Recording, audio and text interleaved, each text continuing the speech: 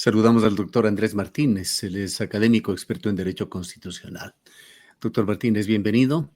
El gobierno nacional, con mucho entusiasmo, viene impulsando proyectos mineros. Quiere convertir a la minería en uno de los pilares de la economía ecuatoriana. Y aquí se entra en conflicto con la población de Cuenca, que ha dicho no a la minería y ha abogado de distintas maneras, tanto en opinión pública como legales, como la consulta popular de Cuenca, en un no a la minería y particularmente a un proyecto minero que amenaza fuentes de agua de Cuenca, que es el de Quimsacocha. En esto se está dando un paso desde el punto de vista legal muy relevante. El Ministerio del Ambiente, Agua y Transición Ecológica hace una solicitud a los jueces de esta ciudad con respecto a la sentencia dictada por la Sala Especializada de lo Civil y Mercantil de la Corte Provincial de la SUAY, que se la emitió el 28 de agosto de 2023. Solicita concretamente el Ministerio del Ambiente que se declare cumplida la sentencia dictada por la Corte Provincial de Justicia de la SUAY y que se disponga el archivo de esta causa conforme a lo que establece el artículo 21.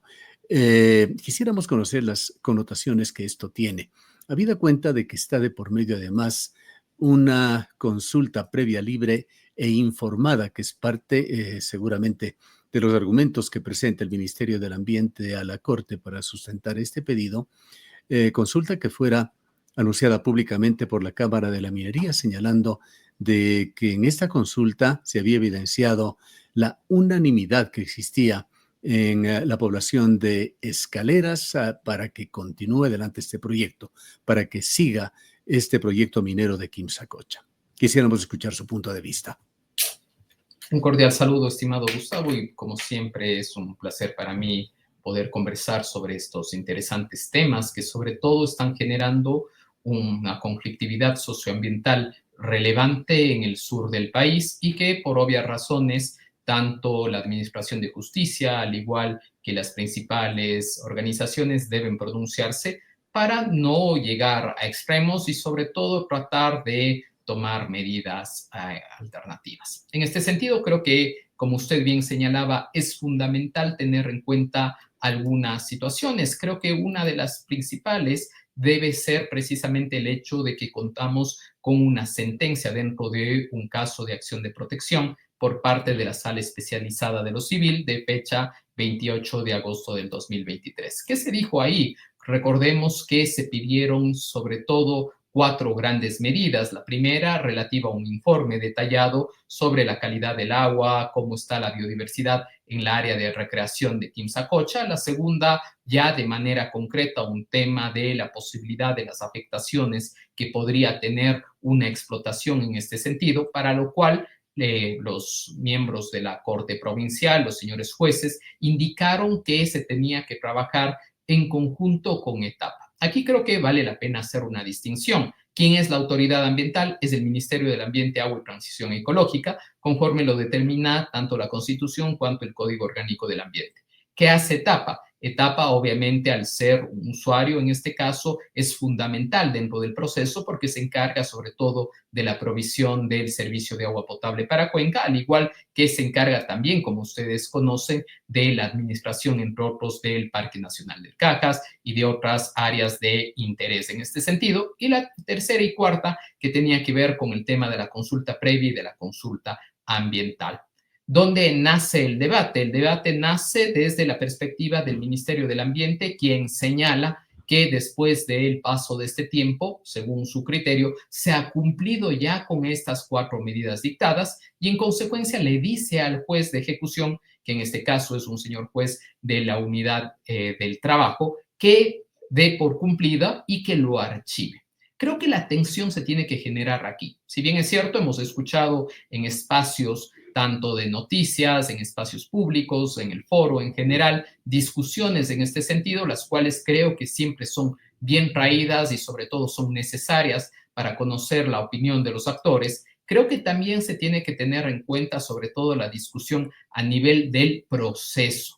¿Por qué? Porque cuando se ganó esa apelación en segunda instancia, creo que muchos actores consideraron que la respuesta fue que existía una prohibición para realizar la actividad minera y como señalé anteriormente, no fue eso, sino más bien se establecieron estas 4 medidas. La gran pregunta ahora, y obviamente sobre lo cual se debería debatir técnicamente, jurídicamente, sería el hecho de si se cumplieron o no estas medidas. Respecto de la primera medida, creo que valdría la pena, me refiero al informe, se debería verificar si existe la profundidad necesaria respecto de lo que solicitó y los parámetros que solicitó en este sentido la propia Corte Provincial. Bien podría, por ejemplo, pronunciarse a través de amicus curiae, por ejemplo, académicos, técnicos en este sentido, para valorar realmente si el informe presentado por el MATE cumple estos parámetros. En el segundo caso,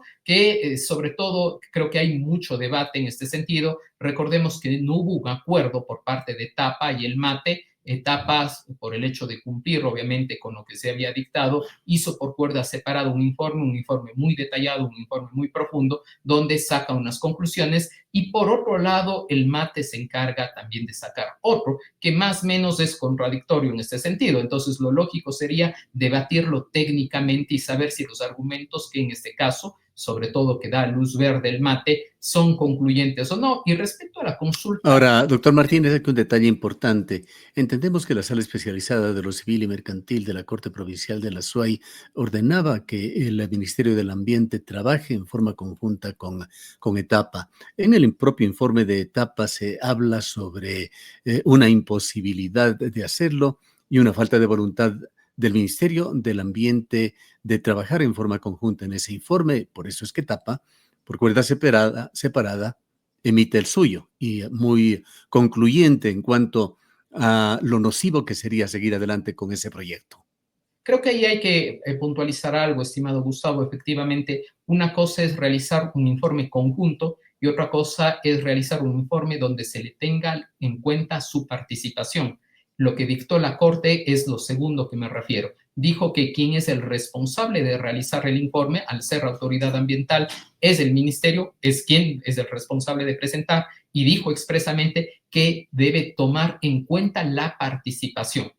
Aquí en este caso, evidentemente, no se tomó en cuenta la participación, habría que hacer un análisis más profundo. ¿Qué ocurrió? Si en este caso se ve que efectivamente Etapa prestó su colaboración, es más, realiza hasta un informe, deberíamos preguntarle al MATE las razones por las cuales no considera las opiniones técnicas, si obviamente existieron las actas, debería verse la hoja de ruta en este sentido.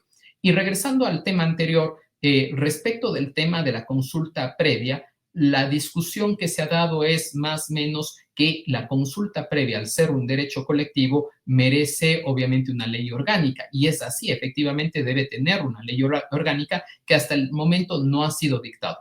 Sin embargo, el 21 de febrero del 2024, la Corte Constitucional, en el seguimiento de uno de los procesos de declaratoria de inconstitucionalidad del decreto ejecutivo que regulaba la consulta ambiental y la consulta previa, señala que efectivamente, si bien es cierto, la Asamblea ha omitido su deber de dictar la ley, porque es su obligación, sin embargo, durante este interín no puede dejarse de no realizar la consulta. Y creo que este kit es muy importante y sobre todo la discusión debería ir ahí. ¿Por qué? Porque se debería preguntar si en este caso el ministerio cumplió los parámetros que le dijo la Corte en la sentencia respecto de la participación, respecto de que sea libre, respecto de que sea realmente previa y que obviamente al ser libre no exista coacción en este sentido respecto del pronunciamiento que llegue a tener al final del día, en este caso, la población.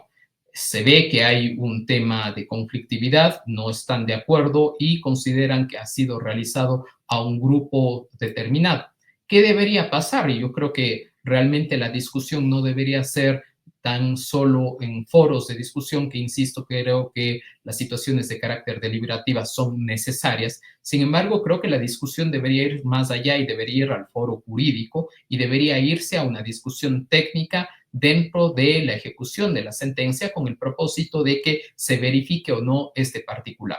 Señalar tan solo que no se puede haber realizado la consulta previa porque no existe ley, creo que la respuesta la acabo de dar precisamente con este seguimiento de sentencia del 21 de febrero de 2024. Lo que sí se debería hacer, y la discusión, insisto, se debería centrar ahí, es si esa consulta previa, habría que conocerla, cumplió estos parámetros precisamente de planificación, de participación, de que fue realizada por el Estado y no por otro ente. Creo que el kit de la discusión va más por ahí que por una negativa pura y simple. Ahora, en la solicitud para que se archive ya esta causa del Ministerio del Ambiente hacia los jueces de esta ciudad, se señalan tres condiciones que habrían exigido los jueces y que ha cumplido supuestamente el Ministerio del Ambiente, y los tres se refiere a informes técnicos. Una medida 1 dice informe técnico número tal, medida 2 informe técnico hidrológico número tal, medida 4 otro informe técnico con una denominación tal presentado el 11 de diciembre del 2024. Los otros dos informes tienen fechas previas de octubre del 2024, pero no se menciona allí la consulta previa libre informada, que aparentemente no entra en juego dentro de esta petición. Pero esto se vuelve quizá en la manzana de la discordia, en el punto más fuerte de esta controversia, esa consulta previa. Las comunidades, los habitantes de Escaleras, de Victoria del Portete, de la zona de Cumbe de Girón, han venido denunciando argucias en cuanto a la organización de esta consulta previa. En un momento dado se llegó a organizar incluso una consulta previa con un grupo de habitantes, de lo cual se percataron otros habitantes de la zona y lo impidieron. Pero finalmente la compañía minera, el ministerio, con el auspicio del Ministerio del Ambiente, realizó esta consulta previa, libre e informada, que es impugnada. Se lo difundió a los cuatro vientos a través de la Cámara de la Minería, señalando que había unanimidad en el tema, y paradójicamente en esta semana, en un medio de comunicación del sector minero de las cámaras de la minería, se publica el artículo Loma Larga en San Pedro de Escaleras, el consenso brilla por su ausencia. Y una periodista que entendemos se pertenece a este portal, pues allí se publica, María Eugenia Hidalgo, hace un relato detallado, detalladísimo, testimonial, con habitantes de la zona, y se encuentra que ninguno de ellos, de varios, más de una decena, consultados en esta visita, estaba a favor de la minería. De allí que lo titula en San Pedro de Escaleras, el consenso brilla por su ausencia. Son temas, sí, lo entendemos, más relacionados con lo que puede influir en opinión pública.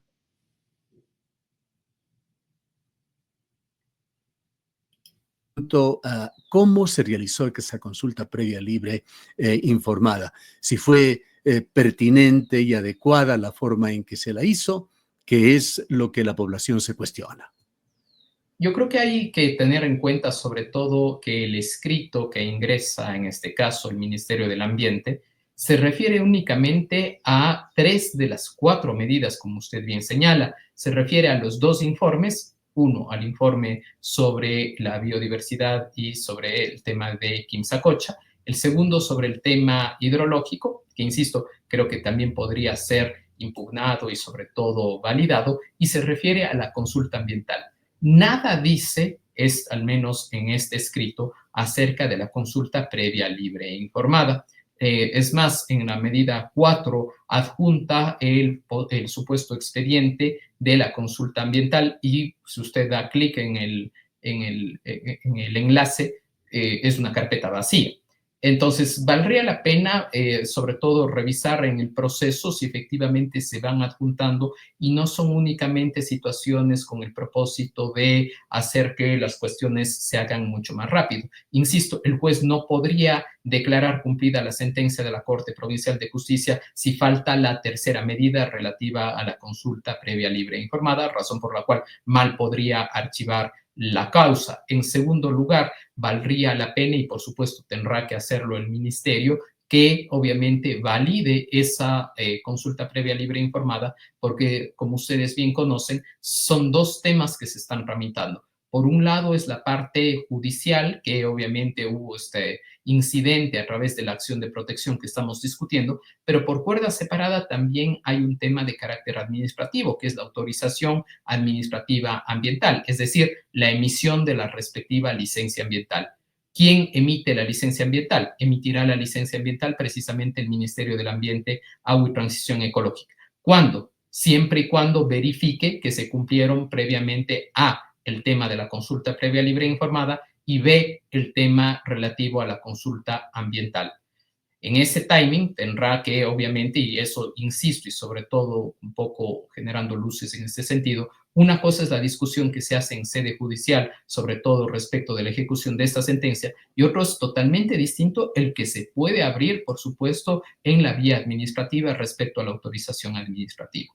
Si en este caso la comunidad de Escalera, sus pobladores, como usted bien señala, dentro de estas crónicas a nivel periodístico, se encuentran precisamente disconformes de esta situación o en su defecto que no fueron llevadas de acuerdo a los parámetros establecidos por la Corte, hay mecanismos precisamente a través de los cuales activar precisamente esa negativa. No nos olvidemos que todas las instituciones públicas son sujetas de control y en el caso del Ministerio del Ambiente también está sujeto a un control y obviamente el control que estará por detrás, hay un control, por ejemplo, respectivo de la responsabilidad de sus actos, en este caso, obviamente a través de lo que ocurre con la Contraloría General del Estado y ver si efectivamente se han ido cumpliendo cada uno de estos procesos. Pero insisto, además podría haber sobre todo la posibilidad de realizar esos reclamos en la vía administrativa previa a la emisión de la respectiva autorización administrativa ambiental conocida como licencia ambiental. Es decir, y lo que quiero llegar, y el colofón, que no simplemente con un escrito enviado por el ministerio diciendo que ya se han cumplido y que se archive, se acaba esto. Creo que va más allá y sobre todo esta conflictividad socioambiental creo que va increciendo, que deberá, creo yo, sobre todo tratarse de dirimir, no solo contando con los actores que se encuentran en el sector, sino también, y yo creo que hace mucha falta, también el involucramiento de los actores políticos de la provincia y del cantón. ¿Qué piensan al respecto? ¿Qué van a hacer? ¿Qué dicen los asambleístas al respecto? Porque obviamente ellos también pueden, en este caso, fiscalizar los actos del Ministerio del Ambiente, Agua y Transición Ecológica. ¿Qué piensa el prefecto? ¿Qué piensa el señor alcalde? Y obviamente, insisto, no solamente son meras opiniones, sino son también formas también de actuar a través de cada uno de los, en este caso, procesos que he indicado anteriormente. Bueno, sobre los asambleístas no los hemos escuchado, con excepción de Adrián Castro, quien al ser cuestionado sobre este tema la semana pasada, básicamente lo evitó, señalando que será la Corte Constitucional la que tendrá que dirimir. No sabemos por dónde ni en qué instancia, pero es parte de lo que expresó Adrián Castro, quien es legislador de la provincia de la Suay y llegó allá por ADN. Pero habrá que ver qué es lo que hacen estas autoridades, qué es lo que hacen también las autoridades de elección popular de la provincia. Lo cierto es, doctor Martínez, entendiéndole perfectamente la parte legal que usted ha señalado, ese esquema en el cual los jueces tienen evidencias y pruebas sobre la mesa que les han llegado a través de mecanismos legales y esa es la materia sobre la cual tienen que discernir y llegar finalmente a cualquier tipo de sentencia o valoración. Pero en el ámbito de la opinión pública se va formando una idea bastante clara y sustentada de que el Ministerio del Ambiente viene actuando con cancha inclinada. La misión del Ministerio del Ambiente señala que es la entidad gubernamental llamada a garantizar la calidad, la conservación, la sostenibilidad de los recursos naturales mediante regulación, control y gestión ambiental con participación ciudadana. Además, en su visión se señala que es la institución que debe garantizar la calidad de los servicios ecosistémicos, promoviendo conservación y remediación de recursos naturales. Esto que voy a decir es una opinión muy personal, pero que la he ido construyendo a través de hechos y evidencias sobre las actuaciones. El Ministerio del Ambiente viene actuando en connivencia con la compañía minera, pues hay una serie de coincidencias que así lo delatan. La pregunta que quisiera hacerle al respecto, más allá de los juicios de valor y juicios de valor personales, doctor Martínez, ¿qué entidad del Estado debería auditar la actuación seria, profesional, cumpliendo con mandatos incluso legales y constitucionales de lo que tiene que hacer el Ministerio del Ambiente, particularmente la pertinencia con la que se haya realizado esa consulta previa, libre e informada?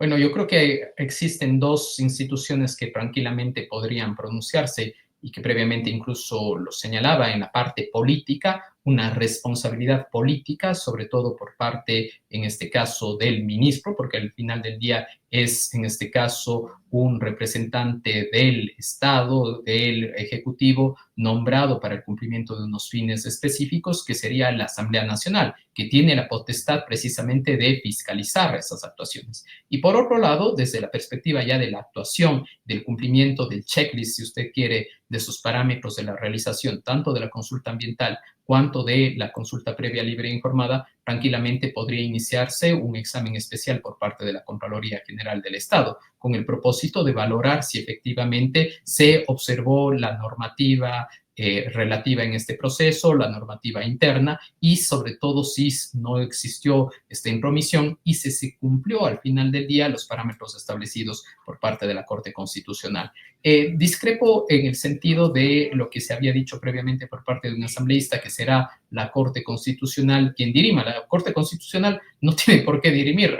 Lastimosamente hemos llegado a un tema que creemos que la Corte tiene que dirimir absolutamente todo. Y la Corte Constitucional podría, y estoy hablando de un eventual pronunciamiento, solamente si se llegase a plantear una acción de incumplimiento en caso de que, por ejemplo, los actores dentro del proceso consideren que las medidas de reparación y de cumplimiento no hayan sido realizadas a satisfacción. Solamente en ese caso la Corte podría pronunciarse. Caso contrario, la Corte Constitucional no es una Corte de tercera instancia, razón por la cual mal podría pronunciarse.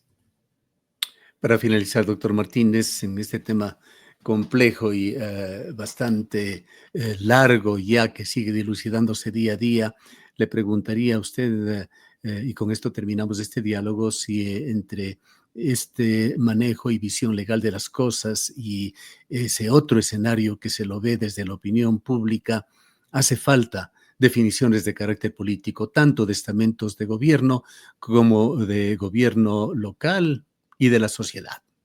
Bueno, yo creo que no debe estar divorciado lo uno con el otro, al contrario, yo creo que más bien esa opinión pública o, por ejemplo, ya sea ese rechazo o apoyo, dependiendo sea el caso, tendrá que extrapolarse también y sobre todo mostrar esa opinión dentro del tribunal. Mal podrá, en este caso, un juez saber que, por ejemplo, una parte está en contra o que critica, obviamente, un informe si no se le presenta.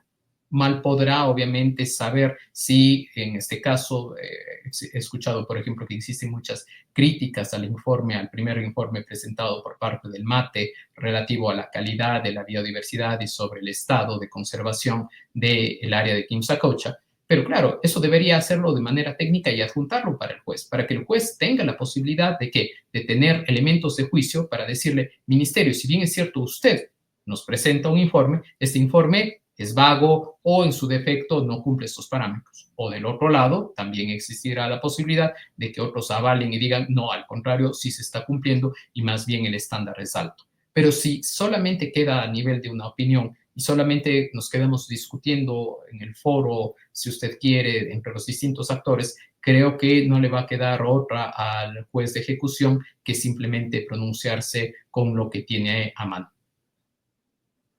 Bien, le agradecemos mucho por habernos acompañado. Muchas gracias a usted, Gustavo. Declaraciones del doctor Andrés Martínez, académico, experto en Derecho Constitucional.